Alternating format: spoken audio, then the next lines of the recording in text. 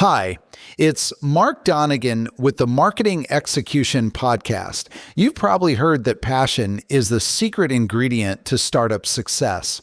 But Jason Cohen, the founder of WP Engine, would tell you otherwise. He learned that passion without leverage can kill your company. And the data backs it up. 80% of passionate founders still fail. In today's episode, we'll explore why product market fit is the real driver of growth. Having guided hundreds of B2B tech teams through this process, I've seen firsthand what it takes to get it right. Let's dive into the framework behind sustainable startup success. Tune in, listen up, it's marketing time. Bright ideas sparking, growing your mind. From strategies to big exec dreams, catch the buzz and join the execution. Marketing Convo.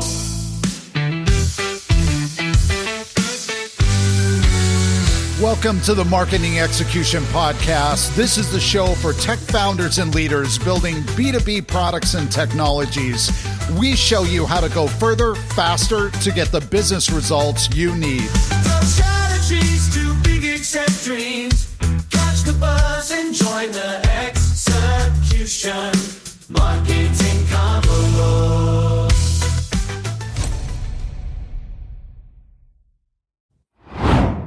Mark, what do you think about this almost mythical quest that every founder is on for product market fit? We talk about it like it's this magical finish line, but what if the map everyone is using is, well, just wrong? Oh, it's totally wrong, or at least it's incomplete. People think it's this linear thing, idea, build, launch, boom, PMF. But that's a fairy tale. I was reading this fantastic piece by Jason Cohen of WP Engine, and he lays out this 8-step roadmap that, honestly, it feels more like a brutal soul-searching journey than a simple checklist. And the first step is the one everyone skips. Okay, I'm hooked. What is it? Is it market research? Finding the problem? Nope, it's personal fit. Before you even think about the market, you have to ask, why am I the perfect person to build this company? And look, passion is great. You need it. But passion is not an edge. Your competitors have passion. Wait, so what's the edge then? It's your unique leverage. It's that weird intersection of your skills and experiences. Cohen points to the guy who created Dilbert, right? He wasn't the best artist in the world. He wasn't the funniest comedian, but he was a decent artist, a decent humorist, and he'd worked in a soul-crushing tech job. It was the combination of those things that made him unique. That was his edge. Founders need to find that for themselves. What's your weird combo that nobody else has? That's your starting point. I love that framing. So it's not about being the best at one thing, but about being unique in your combination of things. That feels way more achievable. Okay, so once you have your personal fit, you found your why, then you start building, right? The MVP. See? That's the next trap. Everyone rushes to build an MVP, a minimum viable product. And what do they usually ship? Something that is minimum and barely viable. It's often kind of crappy. Cohen has a much better framework I wish more people would use. The SLC.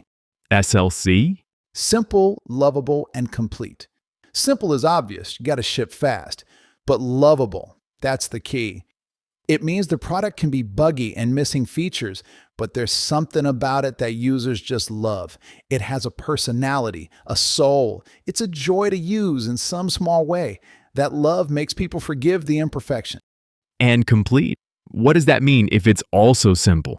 It means it does one job, but it does that one job fully. It's not version 0.1 of some grand vision.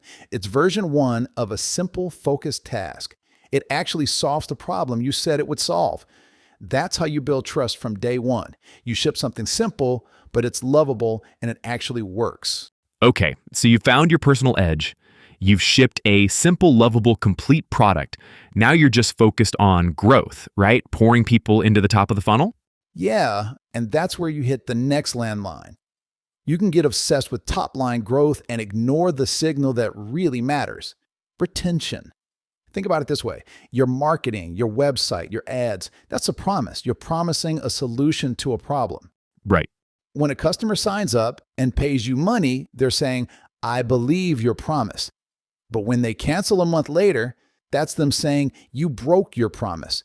That is a pure signal that your product isn't delivering on what your marketing sold. And that is a product problem, not just a marketing problem. Wow, a broken promise. That's a powerful way to put it. So you're saying product development should be driven by fixing that? Absolutely. You have to be obsessed with why people are leaving. Forget the fancy new features for a second. Your first job is to figure out why you're breaking your promise to the people who already gave you their money and their trust. That's why we talk about this stuff so much on the Marketing Execution podcast, because marketing doesn't end when someone clicks buy. It's about delivering on that promise over and over again. If you can plug that leaky bucket, your growth becomes real. It feels like all of this, finding your edge, building something lovable, fixing broken promises, it's just emotionally draining. It sounds really hard. It is, and that's the final piece of the puzzle that nobody wants to talk about, managing your own psychology. You're facing constant rejection. 99% of website visitors leave. Sales calls go nowhere. Customers churn. It's a nonstop barrage of no. And you have to make these huge, all-in decisions while feeling like a total imposter. Yeah, the imposter syndrome, it's real. It's so real. You're operating in this fog of uncertainty, trying to execute a plan you know is probably flawed, and just hoping you can learn fast enough to fix it before you run out of money. It is a gauntlet of pain. And being able to get up every morning, look at the brutal truth of what's not working, and still push forward, that is the real final step to finding PMF. It's an internal battle as much as an external one. That's fascinating, Mark. It really reframes the whole journey. This makes me wonder, though, how does this psychological battle change when you're a solo founder versus having a co-founder to lean on? That's such a critical question. I think having a co-founder is like having a spotter at the gym. They can't lift the weight for you, but they can keep the bar from crushing you when you fail, and you will fail. But whether you're solo or have a partner, the real danger isn't just the loneliness, it's the echo chamber.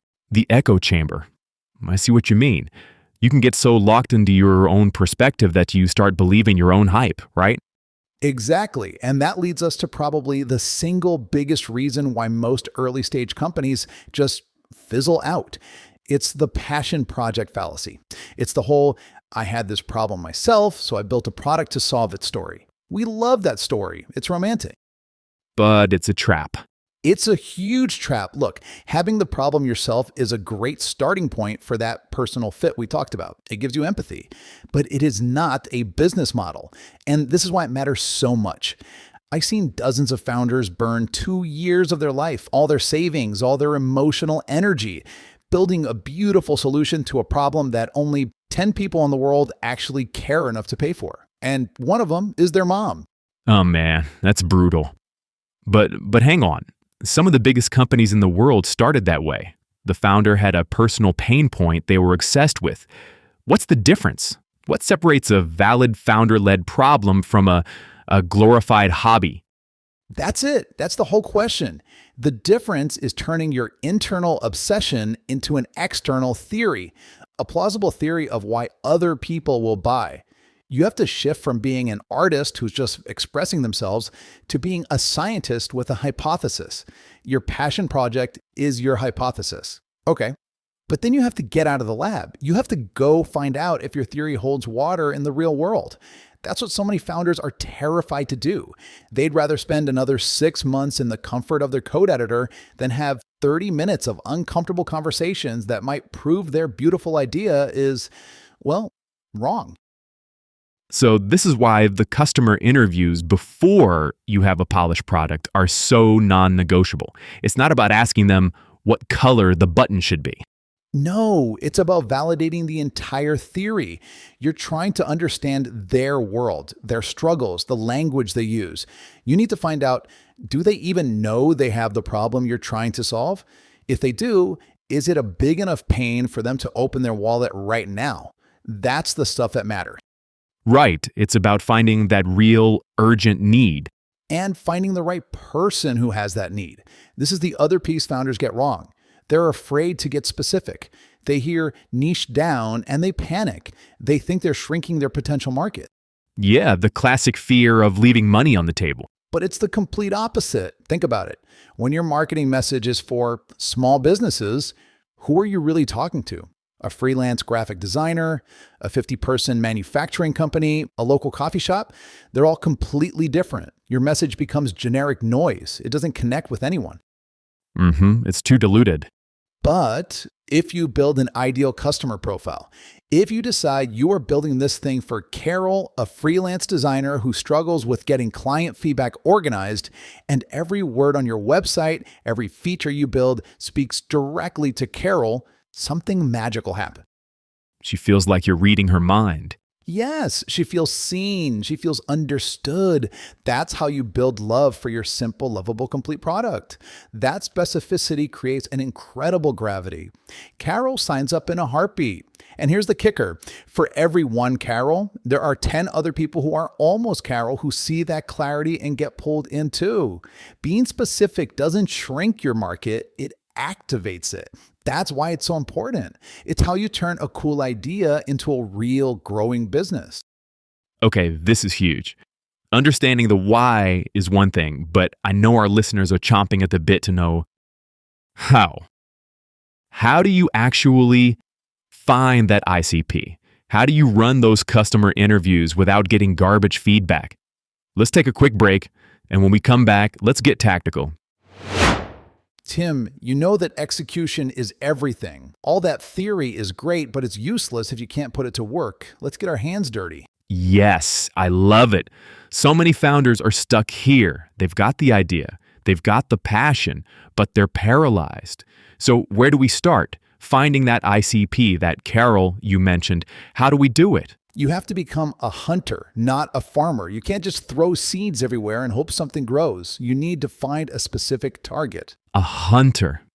Okay, so it's not about putting up a generic LinkedIn ad for small business owner. Never. That's a waste of money. You go on LinkedIn, but you use it like a sniper rifle, not a shotgun.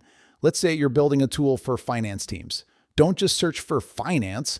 Search for controller at a B2B SaaS company with 50 to 200 employees. Get that specific. That feels really narrow, a little scary. It should. It means you're doing it right because that controller at a mid-sized SaaS company has problems that are totally different from a CFO at a giant manufacturer. Your goal isn't to find 1,000 maybes. It's to find 50 people who feel like you've been reading their diary. And once you find them, then what? Then you do something that sounds crazy. You offer to pay for their time. Send a message that says, I'm building something new for controllers just like you. I'm not selling anything. I want to buy an hour of your expertise. Tell me your price. Whoa, does that work? Almost every time. Most won't even ask for money, but it changes the entire dynamic. You're not a pest asking for a favor. You're a peer who values their knowledge. And now you have a list of 20, 30 perfect people to talk to. Okay, that's step one. Find the right people. But that leads to the next big problem, the actual interview. How do you avoid them from just being nice and telling you your idea is amazing? You do it by never talking about your product. Wait, what? I'm serious. The second you mention your product, the conversation is over. They put on their polite feedback hat. It's useless. Your job is to be a historian of their problem, not a salesperson for your solution. A historian of their problem. I like that. So what do you ask? You ask about the past, about their reality. You say, tell me about the last time you had to build a financial forecast. You just listen.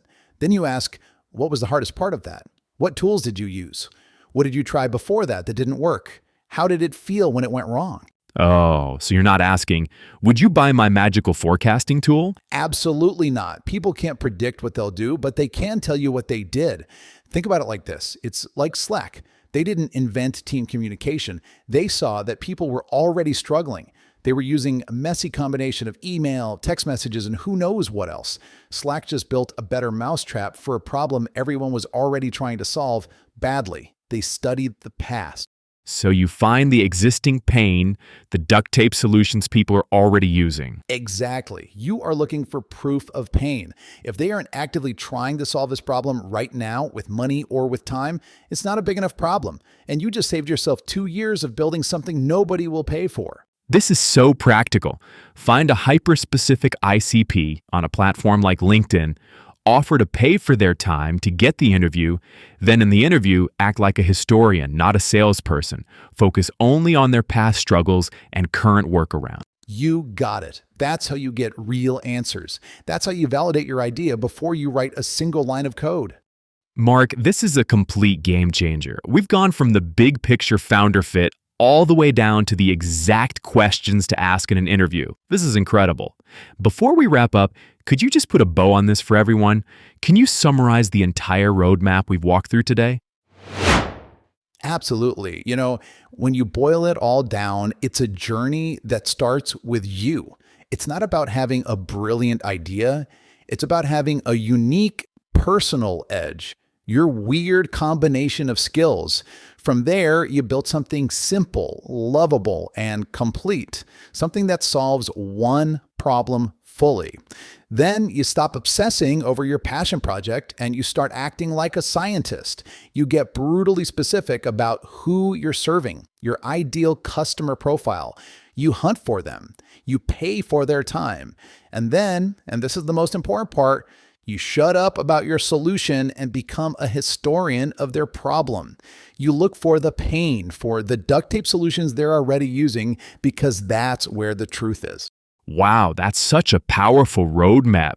So after all of that, Mark, what's the one thing you really hope founders don't forget? Fall in love with your customer's problem. Obsess over it. Because your product is just a temporary hypothesis, but their pain is a fact.